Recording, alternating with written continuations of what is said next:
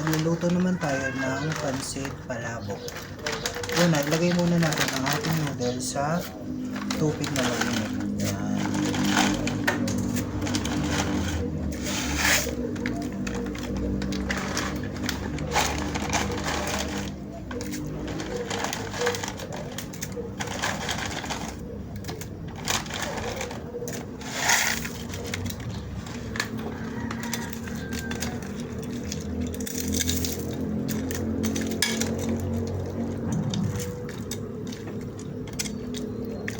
Lagay lang natin ang ating noodles sa kumukulong tubig.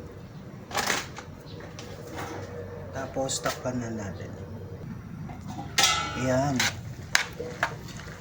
Malambot na ang ating noodles para sa ating palabok. Pwede na natin siyang hanguin. Ngayon naman, lulutuin natin ang ating pangsabaw. Ito yung ating shrimp stock para sa ating pansit palabok.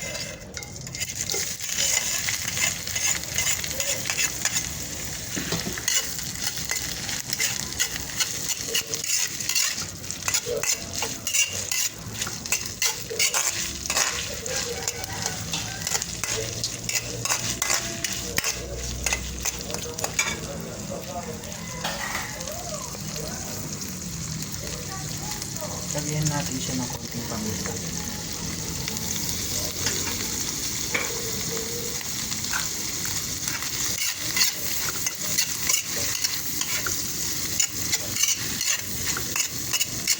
Isayin lang natin siya. Ang ating pangsabaw sa ating sauce para sa ating pansit palabok.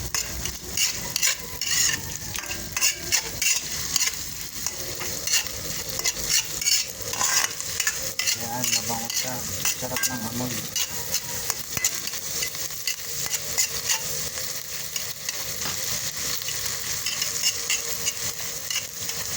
Tapos lagyan lang natin siya ng tubig.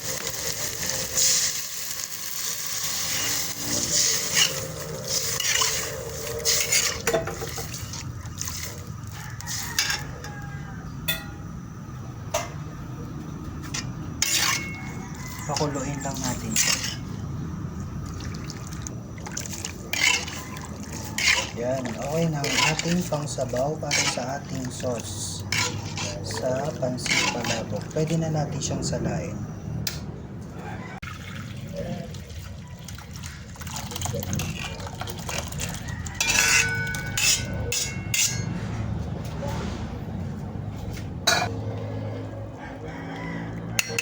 Yan, meron na tayo pang sabaw para sa ating palabok.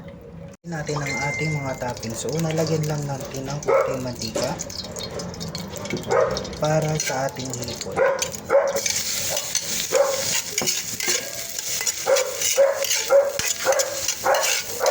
Lagyan lang natin siya ng konting paminta.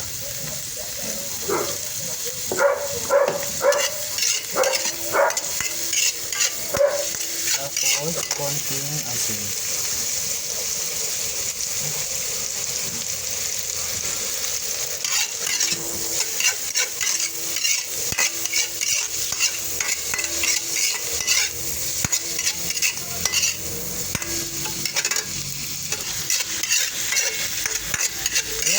Okay na ang ating hipon. Ating niluluto ay ang ating pusit. Lagyan lang natin ng mantika. Ilagay natin ang ating pusit.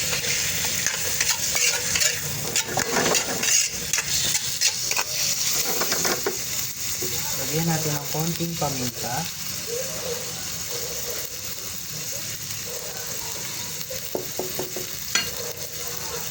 At konting asin.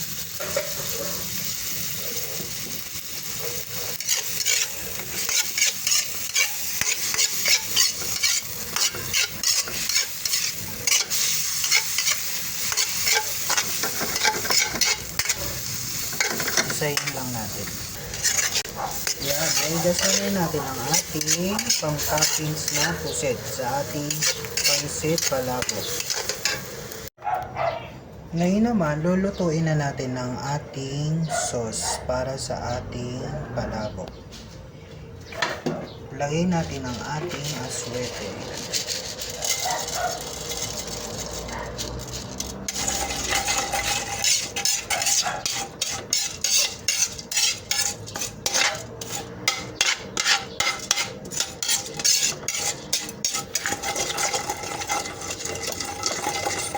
Yan, para maging makulay ang ating salad.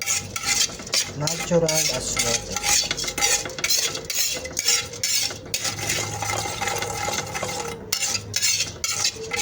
Mas okay yung aswete kapag sinasanag para mas lumabas yung pinakakulay niya compare dun sa paglalagay ng aswete sa tubig na mainit. Lumalabas na yung kulay niya.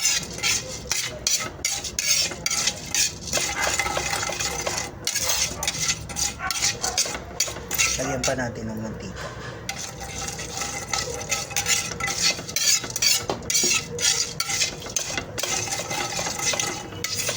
Meron kasi mga customer na hinahanap yung nakalasa ng aswete. Parang siya yung magiging food color natin sa ating palabok.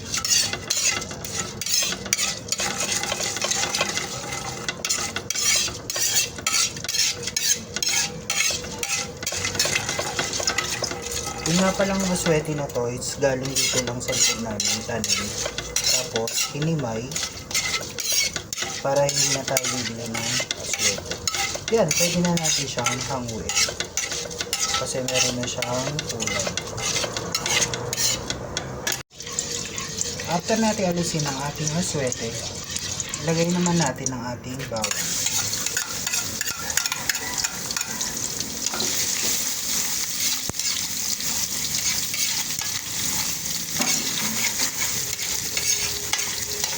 Sunod natin ang ating sibuyas.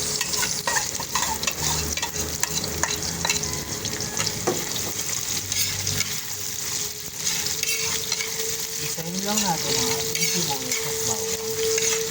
At pwede na rin natin sunod ang ating giniling. Giniling na baboy. Yan. Napakabango, napakasarap. Isahin lang natin siya.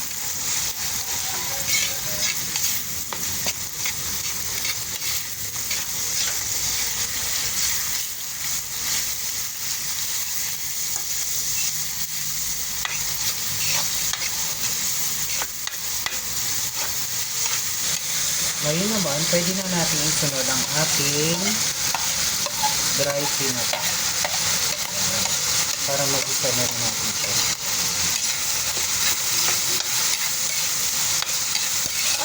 Isayin lang natin siya ng tama-tama. Ngayon naman, okay na ang ating paligisa. Pwede na natin ilagay ang ating pangsabaw. Ang ating shrimp stock.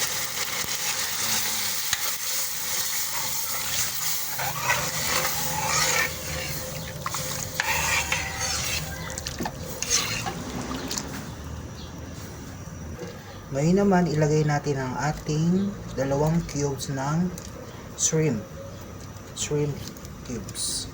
Nor. Yan. Haluin lang natin. Yan. Ang ating sauce para sa ating palabok.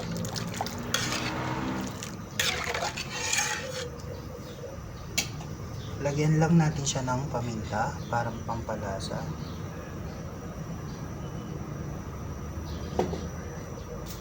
Konting asin.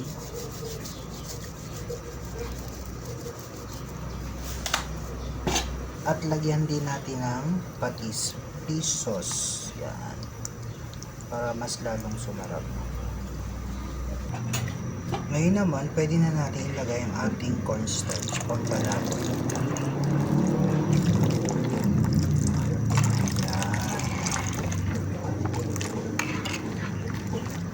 Pakuluin lang natin. Ngayon naman, pwede na natin ilagay ang ating chicharon. Yan. Para mas lalong lumapot ang ating sauce. Napakaraming chicharon.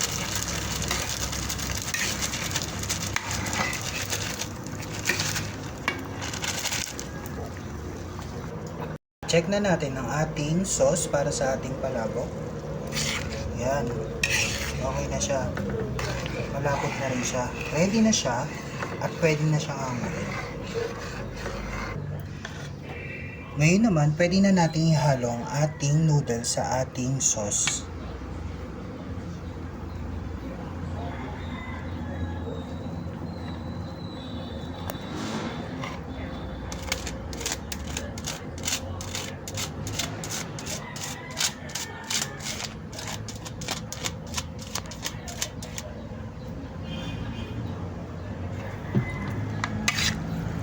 Ihalo lang natin ang ating sauce sa ating noodles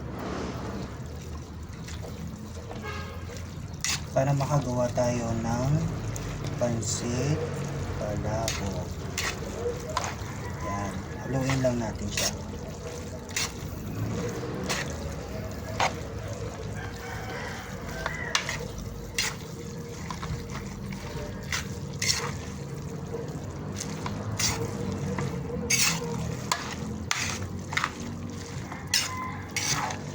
Haluin lang natin siya hanggang sa kumapit na ang sauce sa ating noodles.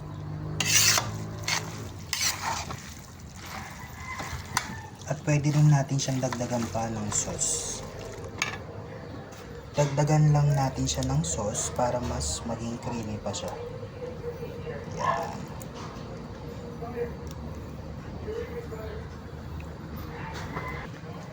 Haluin lang natin siyang ulit para mas lalo siyang kumapit. Yan. Ngayon naman, pwede na nating i-transfer ang ating palabok sa ating bilao. Yan.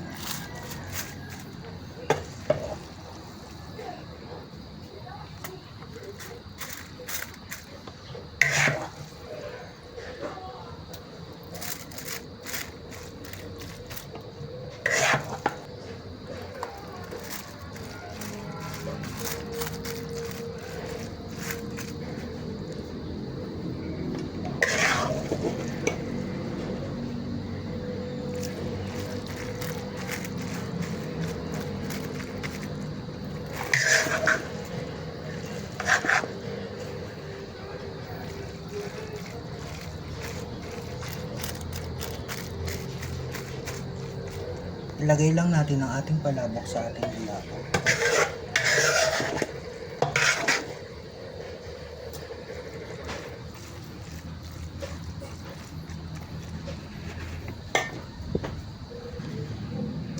Ngayon naman, lagyan natin ng sauce sa ibabaw para mas lalong sumarap ang ating pansit palabok.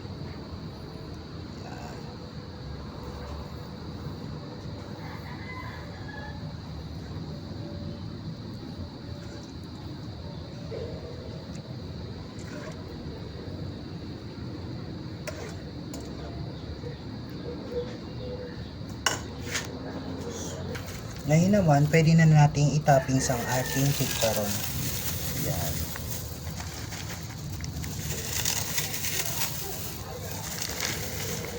The more na mas maraming chicharon, mas masarap.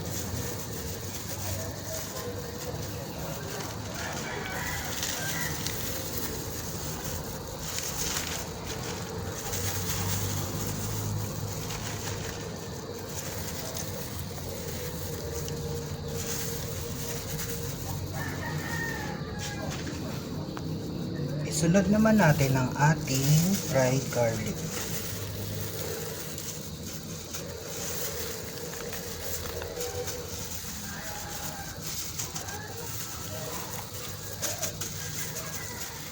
Sumunod ang ating fresh na dahon ng sibuyas.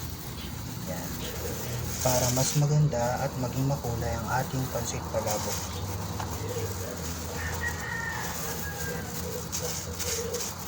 Pwede na natin sunod ang ating nilagang itlog.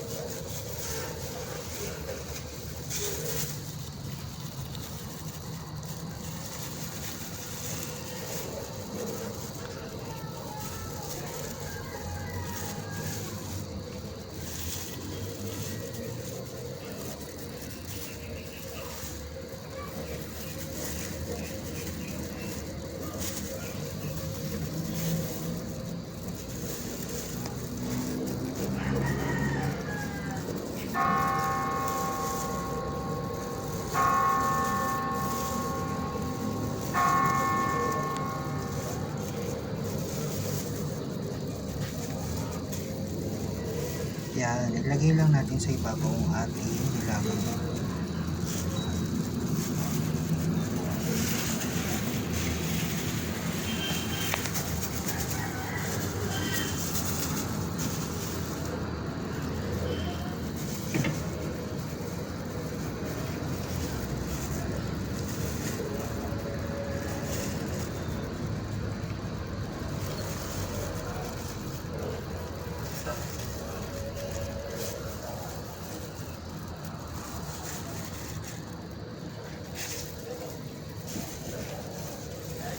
Masyado maraming ingredients ang ating pansit palabok. Yan. Lagay lang natin siya sa ibabaw. Ang ating nilagang.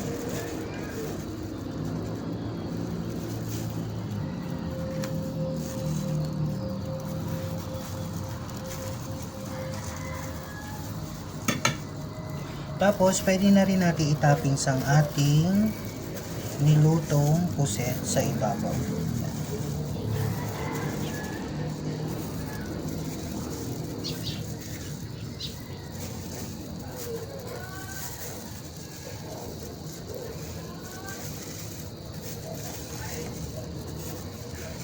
Lagay lang natin yung ating puset sa ibabaw ng ating palabok para sa ating toppings.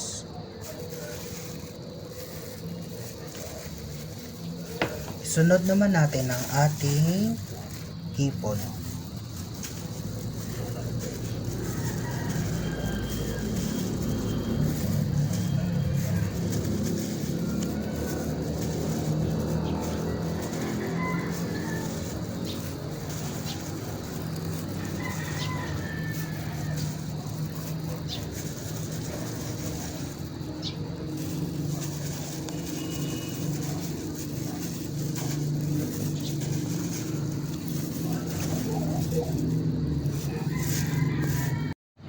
Ngayon naman, putulin natin ang ating mga excess na dahon ng saging.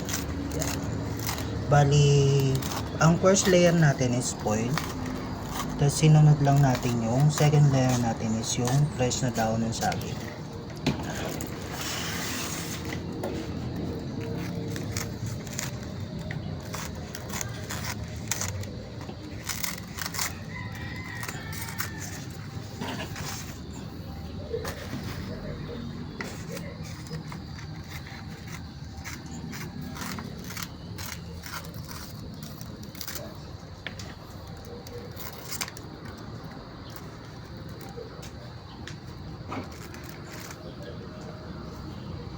Ayan, okay na ang ating pansit palabok. Thank you for watching, guys.